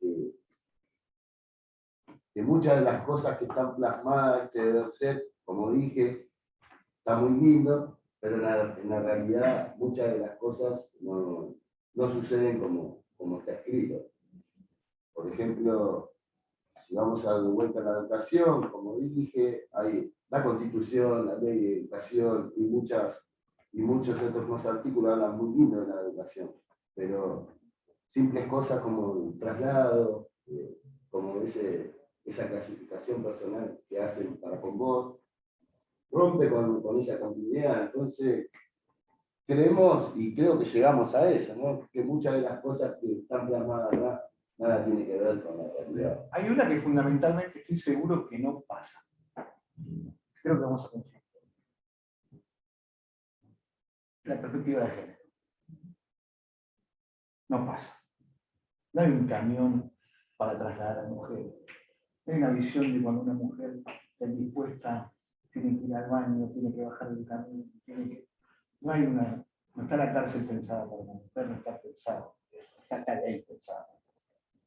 Eso estoy seguro que no pasa. No pasan un montón de cosas, pero me parece que eso es una cosa fundamental. Y creo que hoy más que nunca tenemos. Y eso es tan importante, Abel, porque eso creo que es el punto de partida que disemina todo lo otro mal que se vino haciendo en tantos años. Una mirada nueva, en cierta manera, saca lo oculto. Aunque sea, lo masculino está un poco maquillado, por más allá del término del género. Lo camuflamos un poquito, más o menos. Hacemos una escuela, dentro de todos los marcos se van llegando. Pero retomo y creo que, haciendo lo que dice el compañero Abel, que esos artículos tengan una perspectiva de género, levanta todo lo oculto. Porque, como bien dijo usted, las cárceles tienen mucho adjetivo, pero no tienen sustantivo. Ese es el grave problema. Sí, sobre todo también. Si para nosotros, la cárcel que pensábamos, si para nosotros la cuestión no funciona, hay un montón de derechos que son constantemente violados, ¿para qué queda para eso? Sí, tenemos dos compañeras. Hemos tenido, por ejemplo, yo digo situaciones muy graciosas. Hemos tenido un penal para hombres, como la 48, que tiene corto. Y en la 47 no había. Esas cosas, bueno, por supuesto que no pasó siempre, ¿no? Siempre se va. Porque también, yo creo que todas las personas que trabajan en el Estado, todas las que están ahí, o sea, no son responsables. Tenemos una ley. Yo siempre concluyo que el gran responsable es el Poder Judicial. Por eso para nosotros estar acá hoy, en donde se forman las personas que posiblemente ocupen un lugar, o sean operadores, es fundamental poder venir a traer esto acá. Acá es donde nosotros queremos ir. Acá es donde queremos dar la discusión, a donde se forman, ¿no? Porque si no siempre queda... Y me parece que la mirada sociológica también es muy importante. Porque si no, siempre quedamos en los litigios. Siempre quedamos en la discusión jurídica, ¿no? Y creo que esto traspasa la discusión jurídica. Creo que es necesario. Así que bueno, espero que nos vemos necesario.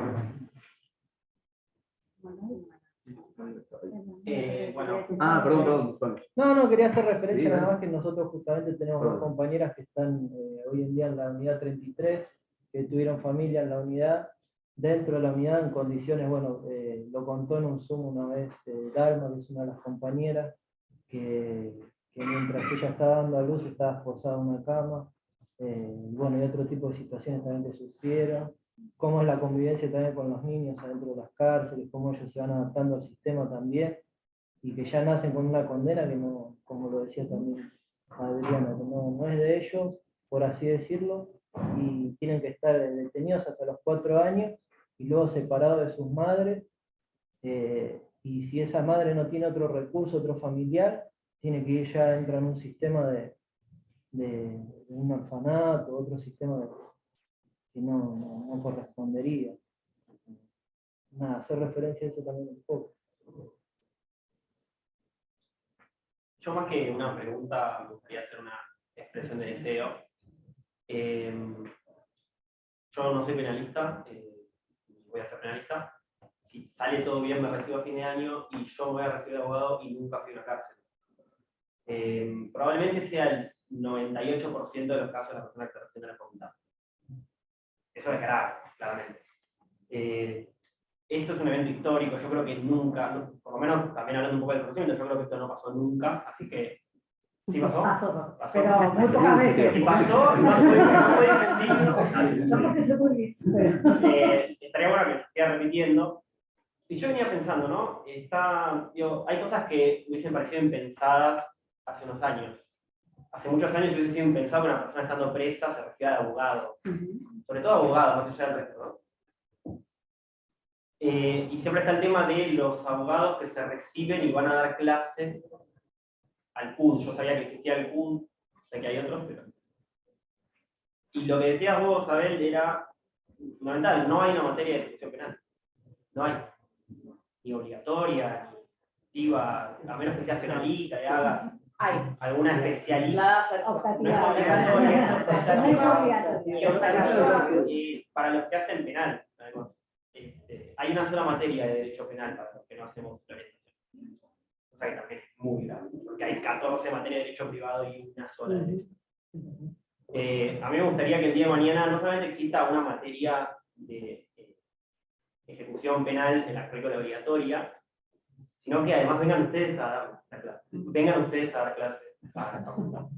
Porque hubiese sido impensado en su momento que se reciban abogados estando presos, hubiese sido impensado, digamos, abogados yendo a dar clases a la cárcel. Bueno, hoy es impensado, pero quizá el día de mañana exista esa posibilidad y estaría bueno que suceda.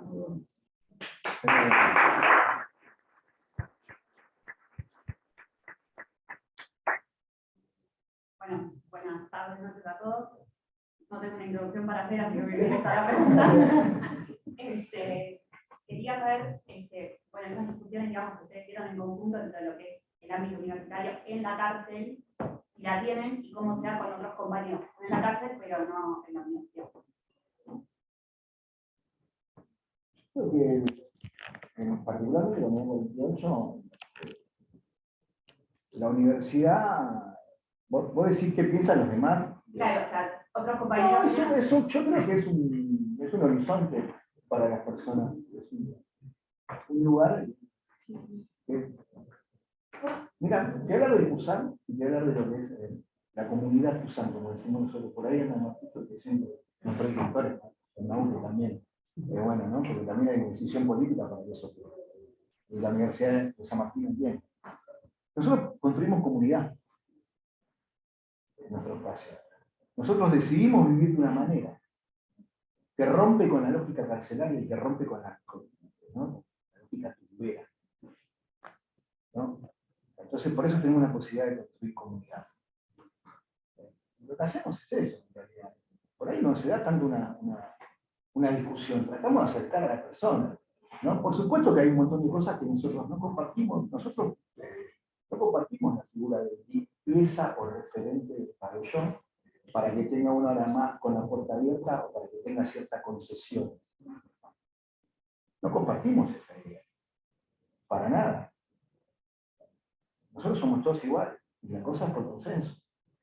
Entonces, esas discusiones por ahí se dan. Puedes romper con eso. No tanto el acceso a la universidad o el poder estudiar, no, sino romper con esas lógicas, ¿no? Porque muchos deben pensar, mira estos giles, van a la universidad, son todos giles, ¿no? Mirá, este es un ortiva porque estudia con un policía, pero ese que dice eso de él, que compra la carne y se echó de vigilante. Entonces, es medio contradictorio, ¿no? Entonces, nosotros nos encontramos, construimos comunidad, y después vamos bien, hemos tenido acá, pero bueno. ¿Puedo sumar dos cosas a lo que decís, compañero? Y dos experiencias concretas, empíricas, palpables, tangibles. El 30 de octubre del 2020, un episodio muy particular. Hubo una huelga, ¿no? Que muchas veces le cambian la connotación y dicen motivo. No. Ojo, por eso digo que tengamos cuidado con la enunciación. Todos los actores sociales tenemos que tener mucho cuidado cuando enunciamos. Y ese día, más allá de ser un día muy feo, oscuro, se frenó el tiempo ese día. No pasaron más las horas. Y se lo digo como una persona que miró, estaba en el régimen abierto. Yo pude observar, oí, se sentía todo lo que sucedía. Y en ese caos, porque era el caos su máxima expresión, en su máxima,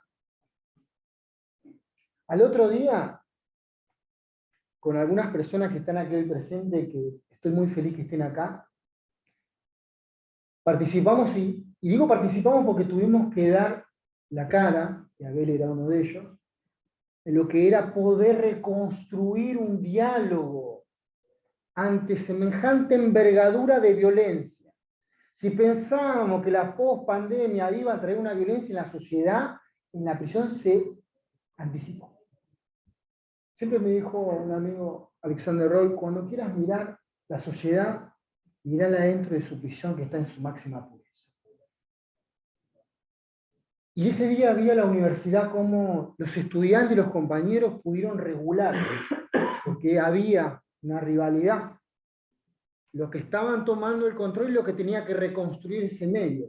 Y la universidad, junto a otros actores, pudieron reconstruir ese espacio. Y si se pudo reconstruir ese espacio, con todo lo que implicó eso, ¿cómo no vamos a poder ver el efecto que tuvo en esa sociedad carcelaria, para decirlo de alguna manera? Se rompió todo el estereotipo, los prejuicios sociales, del rati, del vigilante, del gil, todas esas enunciaciones, los prejuicios se desarmaron y hay una autoridad de sociedad que se empezó a generar en ese espacio. Y la otra parte, para mí, en ese diálogo de comunidad, es que trabajamos dentro de la cárcel esta experiencia y fuera, en el territorio. Los compañeros que salen ya armaron una biblioteca popular, un merendero, un espacio de primera infancia. Y eso repercute en un diálogo entre la universidad también y el territorio, como decía el compañero, el saber popular, dialogando con el conocimiento y con la construcción del conocimiento actual. Y eso, por ejemplo, quería acotar a lo que decía el compañero Abel, que también tenemos un diálogo de esa identidad universitaria. El Cursam dialoga dentro y fuera de la prisión. No podemos pensarla de otra manera. Si no, creo que nos estaría faltando una pata. Y eso es, por ejemplo, una de nuestras experiencias. Quería acotar eso. Para una pregunta más, la compañera. Quizás tenía una especie de reflexión y una pregunta, Adriana. Quizás me sensibilizo un poco porque yo creo que empecé a estudiar Derecho Penal en poner a las mujeres. Sabemos que es un sistema que no funciona y no sirve. Yo creo que, por un lado, te quiero pedir perdón, como estudiante de Derecho, como persona que se considera feminista, que no las tenemos en cuenta. Son motivos, hablamos mucho de feminismo, de construcción, de todo, pero todo está pensado para la afuera. Todo está pensado y los derechos están pensados para la afuera. Y no pensamos en las compañeras que quizás están transitando una detención, ya sea domiciliaria o directamente en una cárcel. Entonces, primero te quiero pedir perdón por no pensar en ustedes. Así yo ya empecé a estudiar para esto, digo, creo que también un poco me hago cargo de eso. Y por eso te quiero preguntar, ¿por dónde crees que tenemos que empezar? O sea, ¿por dónde crees que tenemos que empezar a cambiar las cosas? Sí, yo creo que hay un montón. Hay un montón. Lo más importante son las madres con los hijos. El trabajo, quizás teniendo un trabajo adentro y un trabajo afuera, no sé, ponen una textil. Trabajamos adentro y ya salimos con un oficio, ya sea peluquería, cualquier cosa que después podamos hacerlo y seguirlo afuera, para no volver. Porque yo creo que cada madre, por sus hijos, yo no tengo hijos, pero creo que cada madre haría cualquier cosa por sus hijos, para que no le falte el pan. Entonces harían lo que sea y vuelven. Entonces, para que no suceda eso, estaría bueno que tengamos un respaldo también afuera. Y después todo, tema de salud, trabajo, hay un montón de cuestiones que son violadas. Quiero agregar a lo que dijo la compañera, para que todos sepan también, porque esto no se sabe. Dentro de ese tratamiento penitenciario exige como herramienta fundamental el trabajo. ¿Ustedes saben cuál es la única oferta laboral que tienen las compañías en el sistema? Por ejemplo, se llama oficio. ¿Saben en qué consiste? Limpiar. Labores domésticos. Labores domésticas. Limpiar el pasillo. Vuelven a realizar los mismos labores que están Ese es el único oferta laboral que existe para las chicas.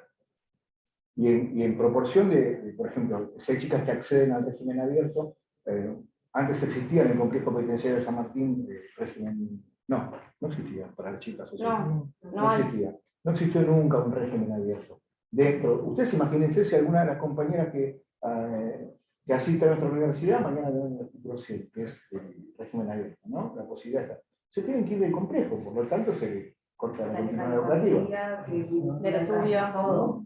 Bueno, surgen, o sea, hay un montón de cuestiones que cambiar, pero te diría esta mínima que es lo que, a ver, yo no sé si es lo más importante, pero es algo que me parece que, el único, o sea, el único laburo que puede tener una vida de tan ganas y hacer el oficio. En una unidad donde más de la mitad de la unidad es mujer. Sí. Esas son las cosas que tenemos que empezar a pensar. No tenemos, para el artículo no tenemos nada ahí. Hay, pero lejos. Son lejos. No, gracias a vos. No, justamente iba a aportar esto, porque así hablando con la compañera, terminamos diciendo que justamente el trabajo de la mujer se resume a las tareas domésticas de la casa, además que pinta un pasaduro, justamente quería hablar de eso. También, y no es la única realidad, porque una cosa es la ejecución de la pena en personas condenadas, pero también existe la persona procesada, ¿no? Y hemos visto casos, tenemos compañeras, por ejemplo, que hoy están con delitos por estafa, de estas virtuales que son delitos de moda, digamos, ¿no? Una realidad con 3 pibes en un instituto de menores, una causa que he visto cosas peores si han estado en su casa o encarcelados, sin antecedentes penales, 3 hijos en un instituto de menores. con medidas de abrigo vencida 3 veces, con el riesgo de que la pongan en adopción, donde se solicitó 2 veces el arresto domiciliario y más negado. Esa es la justicia que tenemos.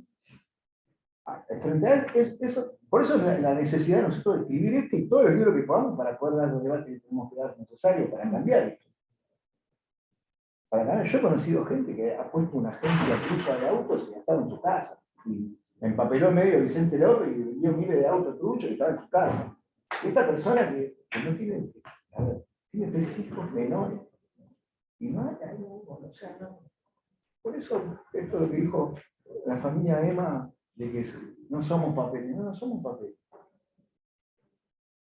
Y a veces lo que sentimos es eso, ¿no? Eso puede quedar muy bien en la continuidad ahora que vamos a escribir la 56. Siempre hablamos de A ver el próximo. Ahora pensamos, ¿no? Que algún título, alguna publicación, a veces tirábamos así unas líneas que tenemos y decíamos el martillo de la subjetividad. Otro tema, ¿no? Cómo se procesa una persona, cómo se eleva a juicio una persona, sin pruebas en la provincia de Buenos Aires más todavía, ¿no? Entonces el martillo de la subjetividad está en el primer día. Vos caíste en cana, pasaste por la esquina, por ahí sos, por ahí no, y todos sabemos, los que estamos acá, creo que todos sabemos que la mayoría de la gente que está en cana, no toda es culpable, hay muchos. Por eso hay observatorios de causas armadas y por eso la tortura que ahora me voy a referir a eso. Entonces, vos caes en cana, tenés antecedentes, no fuiste, pero tenés antecedentes preventivos. El fiscal a veces construye una novela de la situación que uno dice, nada. Ya por un ejemplo, una vez a mí me hallaron en mi casa y yo tenía un aire acondicionado portátil. ¿Y sabés lo que puso que era el fiscal eso? Un disipador de gases por si me allanaban. A ese punto, el tío del Spielberg se quedó corto. Entonces, con esa subjetividad, ¿no? Decir, bueno, además te elevo a juicio porque tenés antecedentes, porque ya tengo un prejuicio, ya tiene antecedentes. Entonces después me condenan con la misma subjetividad, y lo que es peor, en la ejecución de la pena, esa subjetividad sigue estando. Siempre. Porque cuando vos te sentás frente a un psicólogo y vos te preguntan sobre tu posición frente al delito, entonces vos decís, mire, yo estoy arrepentido, entonces después el psicólogo te pone, no demostró arrepentimiento. ¿Con qué parámetros? ¿Cómo se ve el arrepentimiento de una persona? Eso es subjetividad pura. Entonces el martillo de la subjetividad está desde el principio hasta el final. Y sigue con los 10 años que me persigue la ley después, para que caduque la causa a todos sus efectos. Así que bueno, un poco de eso. Yo quería preguntarles a Felipe, Martina, a Diego, a Emma, a Jorge, a Abel y a Adri, a todos quienes conocen el CUSAN, si hacer el libro, todo el proceso de hacer el libro, no fue algo parecido a lo que vimos hoy, ¿no? Un libro que participó de estas discusiones y salvando las distancias, ¿no? Esta mesa así tan larga, tan linda, se parece a la mesa que tenemos en el CUSAN del Centro de Estudiantes, larga, siempre que produce discusiones y demás, y me parecía muy lindo que hayan decidido presentar el libro poniendo en acto al libro, porque el libro no es un objeto, sino que es una acción, es una intervención muy importante que están haciendo. Hoy la Universidad de San Martín cumple 30 años, creo que los estudiantes dieron el regalo más valioso que le podían dar, ¿no? Este libro que es el sueño del CUSAN, fue, ¿no?, pasar de objeto de estudio a objeto de conocimiento, y que ese conocimiento se pudiera plasmar, que todas esas voces inarticuladas tuvieran una voz y que participaran en la esfera de las discusiones públicas y políticas públicas. Hoy es un sueño realizado este libro.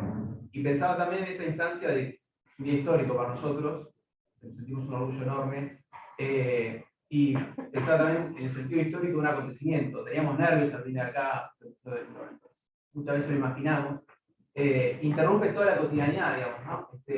de nuestros días. Y ese sentido histórico también modifica los lugares que habitamos cotidianamente, como puede ser la universidad. Me parece que este libro, este trabajo que hicieron Felipe, Martina, la UBA, con UNSAM y los estudiantes, nos abre, nos significa qué es una universidad. Una universidad tiene que estar integrada por todos los actores que estamos hoy acá, me parece, ¿no? Los parientes, los familiares, ¿no? Cómo el CUSAM logró integrar dentro de la universidad al servicio penitenciario y sus trabajadores. Hay que agradecer hoy que estén acá nuestros estudiantes también por el laburo de los trabajadores de servicio. Hoy está el director de la unidad, hoy están quienes trabajan diariamente y son para nosotros compañeros de trabajo y compañeros de estudio.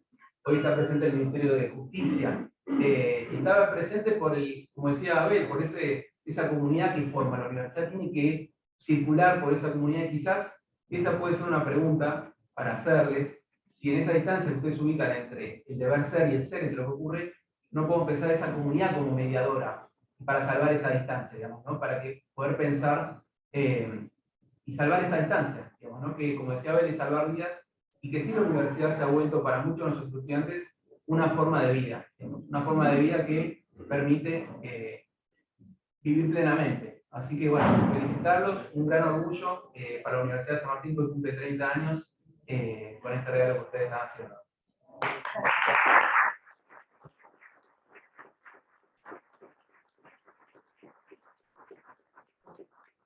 Yo, un comentario, bueno, soy Martina, soy directora del libro con Felipe, y bueno, muchos años trabajando en CUSAM, con Marcos, muchos compañeros, y siempre decíamos que el libro tiene la esencia de CUSAM, o eso de sentarnos a dialogar, en realidad era una historia, no sé, muchos de los que tantos años en CUSAM, digamos, las propuestas, todo está atravesado por esa experiencia, y también esto que se genera el sujeto político, siempre como muy presente la autogestión, que está muy presente en CUSAM, como otra forma de habitar la cárcel, y creo que, bueno, los que trabajamos en CUSAM, yo estuve muchos años también en la coordinación, nos atravesamos, o sea, es como un placer, o sea, no es, siempre decíamos, no es ir a la cárcel, no, pero es otra cosa, CUSAM es otra cosa, a mí me parece que genial, y sí es un modelo, y como decía Andrés, de acá para adelante, o sea, me parece excelente, y me parece que CUSAM ahora, con vos en la dirección, tiene una fuerza importante, y nada, me alegro que esto de sentarse en la mesa, que fue lo que siempre hacíamos, esta horizontalidad, y de poder, la variedad, la diversidad que hay en CUSAM, y respetar eso, y que sea un gran valor, por eso, que haya penitenciarios, digamos, estudiando juntos, no sé, eso es algo que cambia un montón, que cambia los prejuicios, esto de que decía Abel, ya está somos todos personas, humanos, sentados conversando, más allá que el rol que nos tocó a cada uno, así que me parece que este libro también condensa una historia de CUSAM y de la Universidad de San Martín, y nada, todo esto, la gente que se jugó para un proyecto muy valioso para la USAM, que hoy en día también tiene mucha repercusión también a la interna de la universidad, y cómo cambia la misma universidad poder tener un proyecto así que nada, sí, Sam está ahí presente, todo el libro.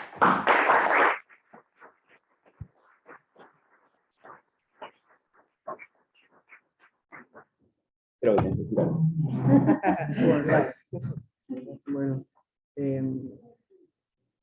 estaba pensando en esto que decías, que mencionaste que hay mucha gente del servicio hoy, muchísimas gracias por venir, y pensaba en esto de que, bueno, detrás de las personas, de los expedientes, hay sujetos, ¿no? Que son las personas, bueno, detrás de la gente que administra también hay sujetos. Y muchas veces lo que hace este libro, si hay un espíritu que tiene claro para mí, es desde lo que es el realismo académico, crítico, que viene a criticar a la academia crítica, porque la academia crítica suele buscar, digamos, suele demonizar, es medio maniquea y señala culpables. Y la realidad es que el servicio penitenciario, por ejemplo, le toca administrar la escasez, ¿no? La escasez y la sobrepoblación, que es la otra cara de la escasez, desde el territorio. Y muchas veces, desde la academia crítica, lo que tendemos a hacer es demonizar al servicio penitenciario, mirarlo como un chivo expiatorio. Los jueces, por ejemplo, decimos en el libro que son los principales responsables. Es cierto, pero también a ellos les toca estar juzgando, teniendo arriba la espada de Damocles, que es una pulsión punitiva de la sociedad que les exige juzgar de forma punitiva. Entonces, creo que no hay culpables, creo que todos somos parte de esto, y tenemos que, nosotros que somos parte y que somos los responsables, porque ustedes jueces que están acá, magistrados, con nosotros, servicio penitenciario, sí somos los culpables, pero no hay malos ni buenos, somos los culpables porque estamos dentro de un sistema que pide esa pulsión punitiva. Bueno, es nuestra responsabilidad cambiarlo, y esa es la visión del libro, dar propuestas para cambiarlo. Eso.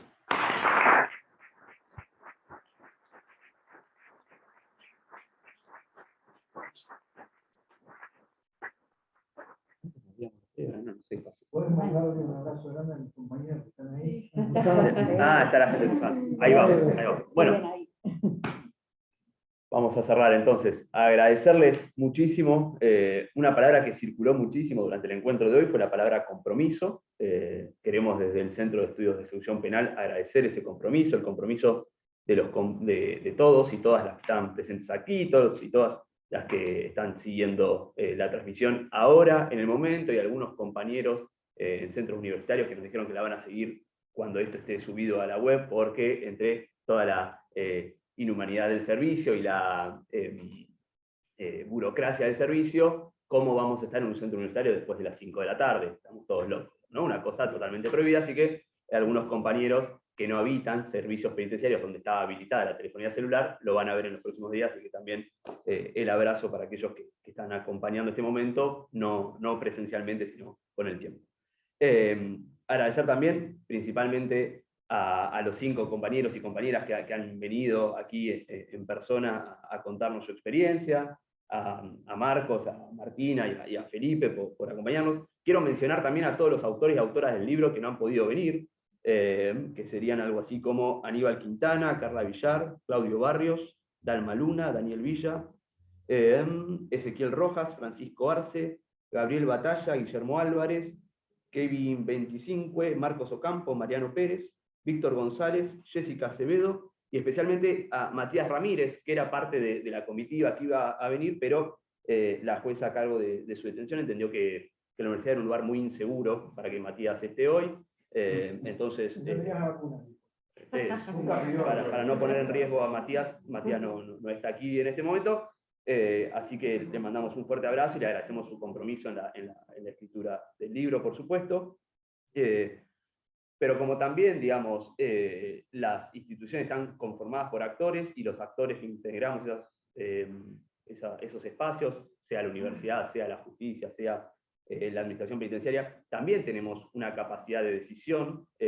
Queremos agradecer también a aquellos jueces o juezas que hicieron posible que Emanuel, Jorge, Adriana y Abel estén aquí. Ahí hay un compromiso en asumir la función judicial de una manera diferente, y eso me parece que es interesante porque las estructuras establecen nuestros modos de funcionar, pero también nosotros modificamos a las estructuras con nuestras prácticas. Quiero agradecerle a título personal especialmente a Alejandro David, juez de ejecución de San Isidro, que no solo hizo posible que algunos de los compañeros estén aquí presentando el libro, sino que además pone el cuerpo en venir también a escuchar una presentación de un libro que inevitablemente lo tiene que interpelar como actor, como nos interpela a nosotros como académicos, como interpelará a los funcionarios de la administración penitenciaria o del Ministerio de Justicia que haya venido, porque esos son estos libros, son libros que nos interpelan como actores y como funcionarios, pero frente a esa interpelación podemos no responder el oficio, pensar que hay un riesgo de seguridad, o venir y poner el cuerpo, y son distintas maneras de enfrentar estos momentos. Así que,